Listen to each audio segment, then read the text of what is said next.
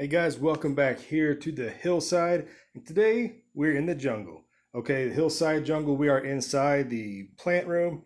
And I'm going to show you something today I haven't really showed you much of in previous videos. As you've seen a lot of these, and I'm sorry this light, this glare is just awful. But you know, you've seen all of these plants. But what you haven't seen over here is one of my favorite plants that I have. Okay, now I have grown this little guy here. Now this is a pitcher plant. I got it as a small little plant from a big box store. This is going on its third year, and just check this out. Now, there's nothing overly special about this. This is just the common variety you get, from the store. But little history on this. I've only ever watered this with rainwater, and pitcher plants are a tropical plant. They're very susceptible to chemicals and things like that, so tap water. So I've only used rainwater from the rain barrel, okay? When I first grew this, I actually had a small Venus flytrap in the same container. And you really can't even tell anymore because this plant is just so big. But there does have a little catchment down here for the overflow of the water. And I basically had this in standing water because I thought that it was a carnivorous plant, just like a Venus flytrap. So therefore, it must need to be in standing water. It is grown in completely 100% peat moss. Okay, now it's been, like I said, 3 years. So it's really pretty much broken down. I haven't added anything else to it besides a little bit of organic fertilizer here and there, but for the most part, it is taking care of itself. I keep it here in the winter time. It's really close to the humidifier. This room is about 65 to 70% humidity, so it's doing quite well. And you can look. I mean, it's putting out pictures everywhere. Okay, and this is just a really, really, really healthy plant. It catches gnats and things like that indoors. I don't really ever add any kind of supplemental feeding. Some people will use fish food or things like that. I think, it's doing quite well. Every now and then, I think rarely I added maybe some of those freeze-dried shrimp or like a bloodworm or something like that I feed to my fish, maybe once or twice in the winter time. But all in all, guys, I think it has something to do with the rainwater, and maybe it has the algae that grows in it or things like this, because it has, a slightly little bit of green tint to it, because it does sit outside in the outside, during the summer, and there's going to be things that grow in it, which is fine, because in the wild, in nature, these plants are going to just basically get their nutrients from rainwater, from animal droppings, from the insects that they digest in their pitchers. So you don't really need to overly fertilize these guys, and they will take care of themselves. So, but what I really want to show you today is something I've branched out to.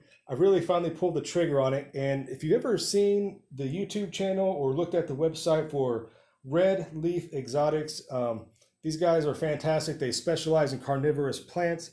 And I finally pulled the trigger and got some more fancier plants to kind of go with this Nepenthes or pitcher plant collection. Now, I don't want to try to speak all the Latin, but this is a plant that has been crossbred with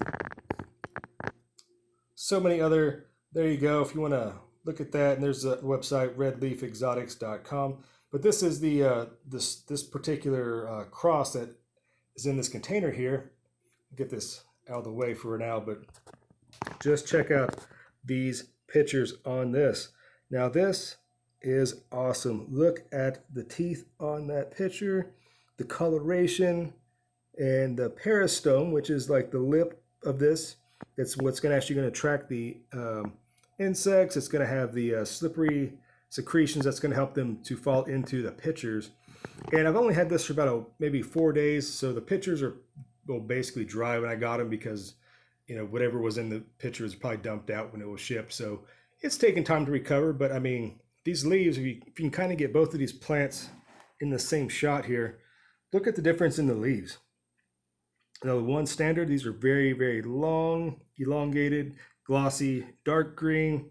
And these are actually more of a rounded and a yellowish color. But I mean, they're just fascinating plants to me. Just how they just survive, how they've just adapted to their growing conditions. And let me show you one more that I have over here, and it's in the window. So let me try to very carefully bring this over without shaking the camera. Just like that. Now check this one out.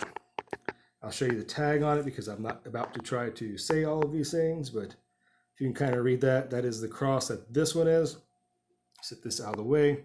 Now this one has similar leaves to the other one I just showed you right here, But check out these pictures on this.